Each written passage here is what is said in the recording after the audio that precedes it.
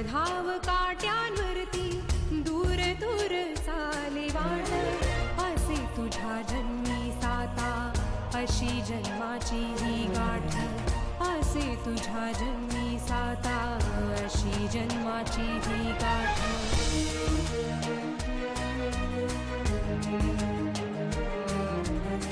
खेळ चाली नशिबाचा भोग रोज तू परीक्षा, खेळ चाली नशिबाचा भोग रोज तू परीक्षा, तुझ्या जन्माला लागली अशी अग्नि परीक्षा, अग्नि परीक्षा, अग्नि परीक्षा, अग्नि परीक्षा। सारखं आई आई करायची,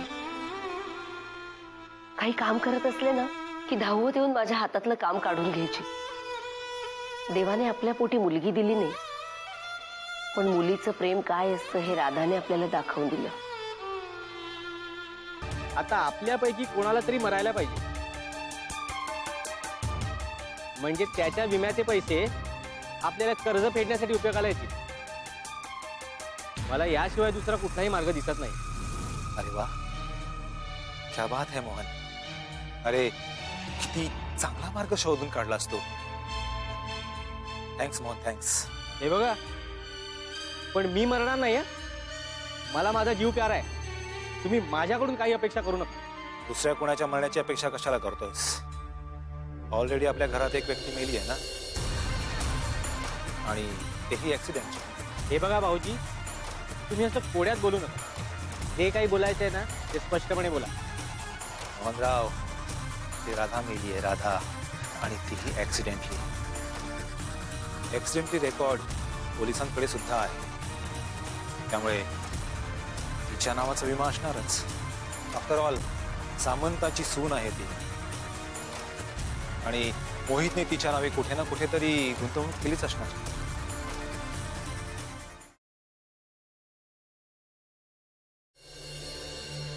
अजून कसा नाही फोन केला जुईनं? कुठं गेलीये कुठे? समीदा काकू मला देव समजतात, पण मी देव नाहीये। देव बनून स्वार्थ नाही साधला जाऊ शकत। मला जुई हवीये, पण ती येईल ना इथे? नाही, माझ्या मैत्री खातर तिला यावंच लागेल। एकदा का ती आली की मी अर्धी बाजी मारलीच म्हणून समजायला हरकत नाही। तिला मोहरा बनून माझा डाव मला खेळता येईल। मग राहिला प्रश्न त्या वेड्या प्रेमवीर मोहितचा।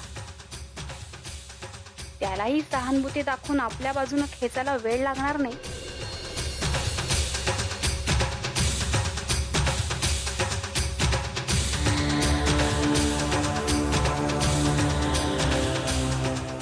मग प्रश्न उठता येतो विक्रम भाऊजींचा। मोहितच्या मनात त्यांच्याबद्दल कसंही करून संशय निर्माण करायला हवा। मोहित आणि राधाच्या लग्नाला घरातून सगळ्यात जास्त विरोध जर कोणी केला असेल तो विक्रम भाऊजींनी।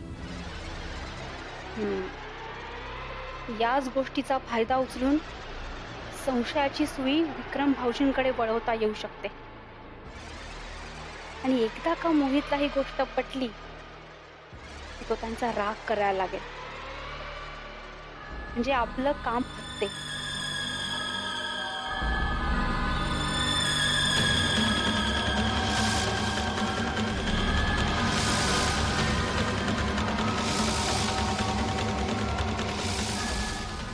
बेटा फार सांभाळून करावं लागेल।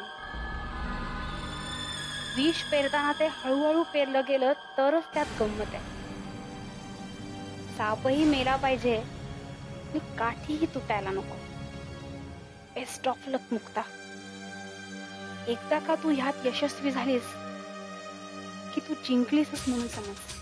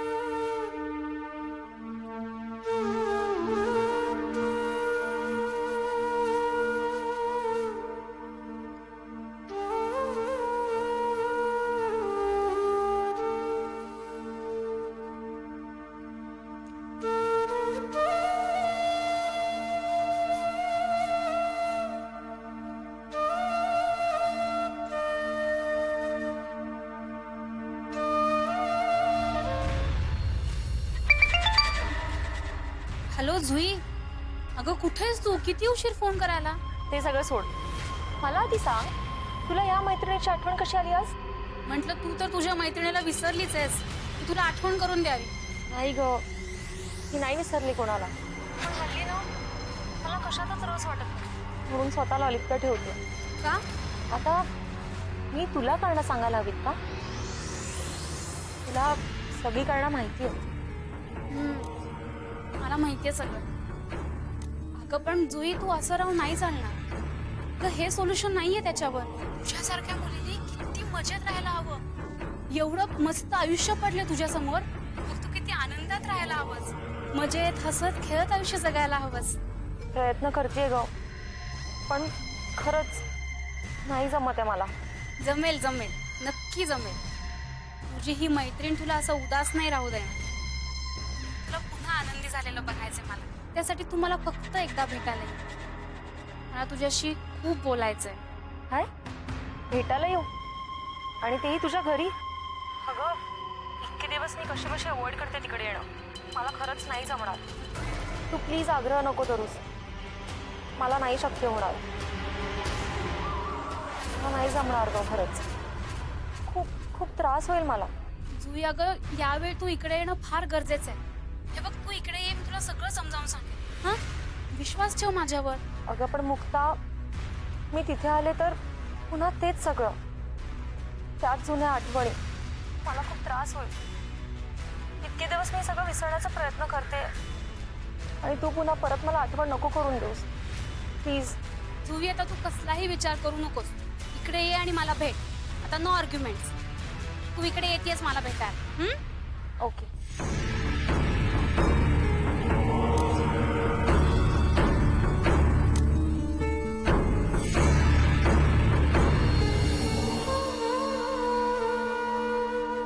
पौर्णिमा, अगं लक्ष कुठे आहे तुझं? आई तुम्ही?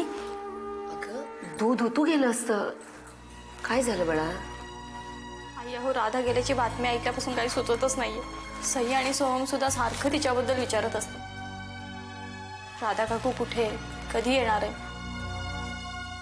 मोहित काका आलाय तर मग राधा काकू का नाही येते? ती रागावली आहे का आपल्यावर? एक ना अनेक प्रश्न असतात. तर तुम्हीच सांगा, मी त्यांना काय उत्तर देऊ? माझी तशीच अवस्था आहे ग. एक माणूस आपल्यात निघून गेला याच्यावर विश्वासच बसत नाहीये माझा. आणि आपण इतके कमनशिबी आहोत ग, की राधाचं अंत्यदर्शन सुद्धा आपल्याला मिळणार नाहीये. म्हणजे आपण तिची डेड बॉडी घरी नाही आणणार आहोत?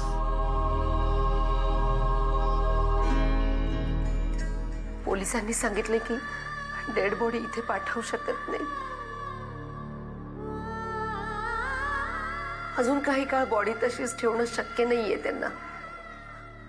त्यामुळे तिथेच अंत्यसंस्कार होणार. ती जरी अनाथाश्रमात वाढली असली ना, तरी आता ती आपल्या कुटुंबातली आहे, आपली आहे ती. त्यामुळे तिच्यावर अंत्यसंस्कार तर व्हायलाच पाहिजेत. म्हणून मग मी लोकेशला तिथे पाठवते. लोकेश भाऊजी एकटेच गेलेत तिकडे? हो, मोहितला तर पाठवू शकतच नव्हते ना ग मी. त्याला ते सहनच झालं नसतं.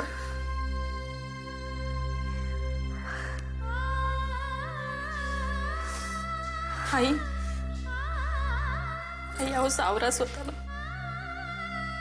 नाही ग, अगं कटू असलं ना तरी हे सत्य आपल्याला पचवायलाच लागेल बाळा,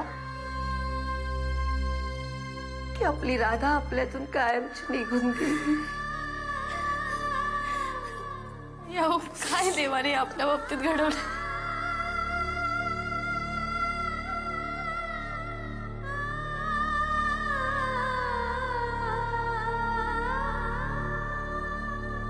अग्नि परीक्षा.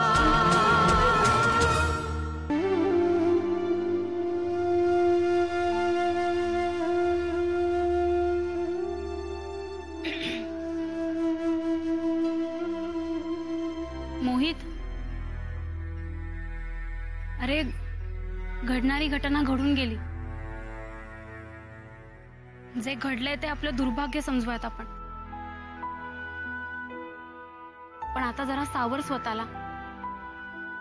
बघ, मला याची पूर्ण कल्पना आहे की तुझं राधावर किती प्रेम होतं ते. अरे पण राधा गेल्यामुळे आपल्या सगळ्यांनाच खूप मोठा धक्का बसलाय. पण जरा आता सावर स्वतःला मोहित. नाही बहिणी, ती आपल्याला सोडून गेलेली नाहीये. राधा मला सोडून जाऊच शकत नाही. मोहित, तुझा विश्वास आहे ना की राधाला काही झालेलं नाहीये? मग नक्कीच काही झालेलं नसेल. अरे पण जरा विचार कर मोहित, राधाचा मृत्यू झाला असं चित्र का आपल्या समोर येत आहे? का कुणी जाणीवपूर्वक हे सगळं घडवत आहे? कुणाला तुझं सुख बघवत नव्हतं? राधा जिवंत असेलही कदाचित. अरे पण तू जर असा रडत राहिलास तर याचा शोध कोण लावणार मोहित? मोहित, तुझ्या आणि राधाच्या लग्नाला विरोध कोणाचा होता याचा विचार कर. याचा शांत डोक्याने विचार.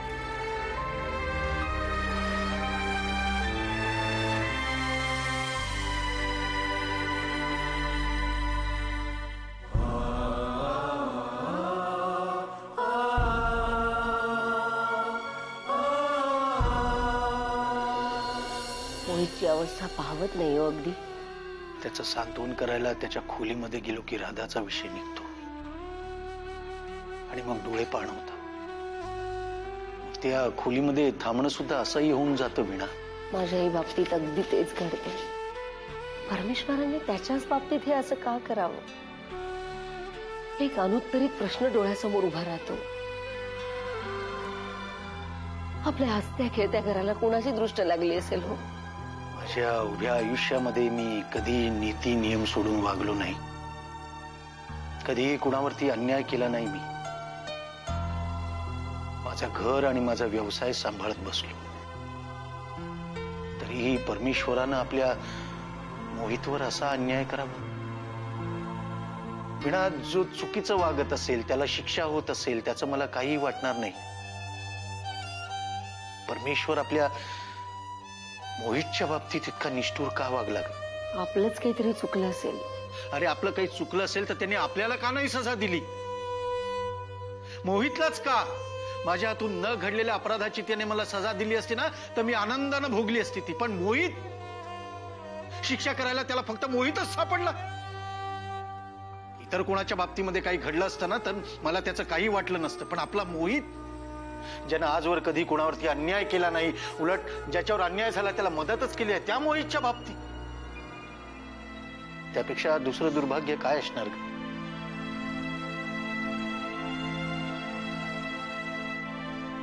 अरे जुई, आयुष्यमान कशी आहेस बेटा? मी बरी आहे. तुम्ही सगळे कसे आहात? बरे आहात. खूप दिवसांनी आलीस.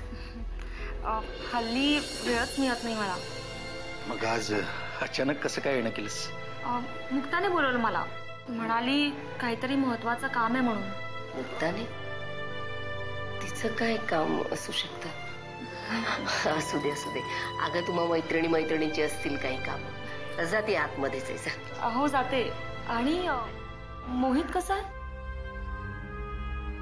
म्हणजे घरात आहे का की दिसत नाही कुठे मला? बरं आहे, आतल्या खोलीत आहे.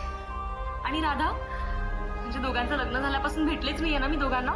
कधी एकदा राधाला भेटते असं झालंय. काय झालं? तुम्ही असे शांत का झाला? तुला काहीच कळलं नाहीये का? तुमचे डोळे पाण्याने का भरले? जुई, तू कधी आलीस? चल आतमध्ये, मी तुला सांगते सगळं. आई दादा मी आलेच. हा, चल आतमध्ये.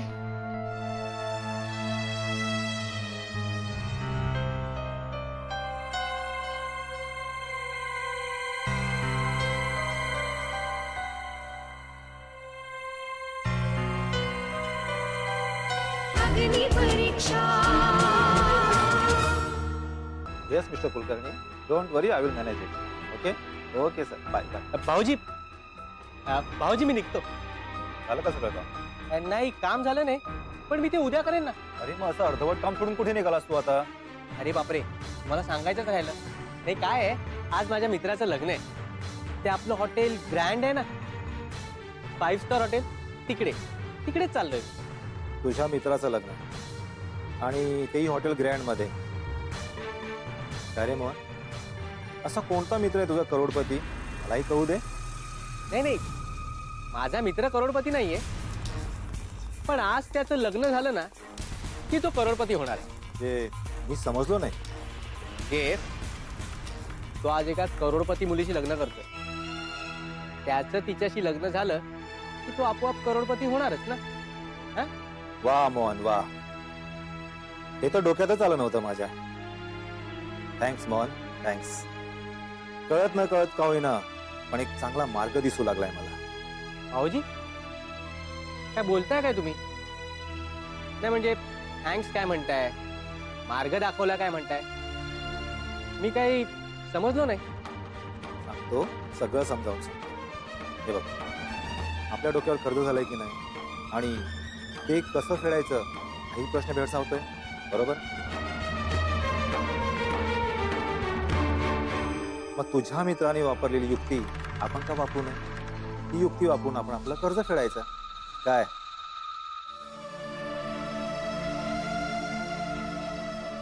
आतापासूनच अशी मुलगी शोधायला कामाला लागूया. म्हणजे तुम्ही माझ्या बहिणीला सोडून दुसऱ्या मुलीशी लग्न करणार आहात?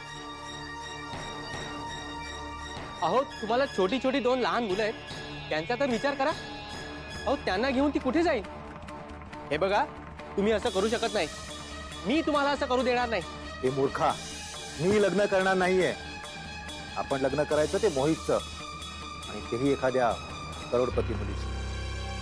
मग तिच्याकडचा पैसा मिळवून आपण आपलं कर्ज फेडायचं. काय मग आतापासूनच अशी मुलगी आपण शोधायला लागूया. काय क्या बात आहे, मी आत्ताच कामाला लागतो. चला, मी येतो भाऊजी.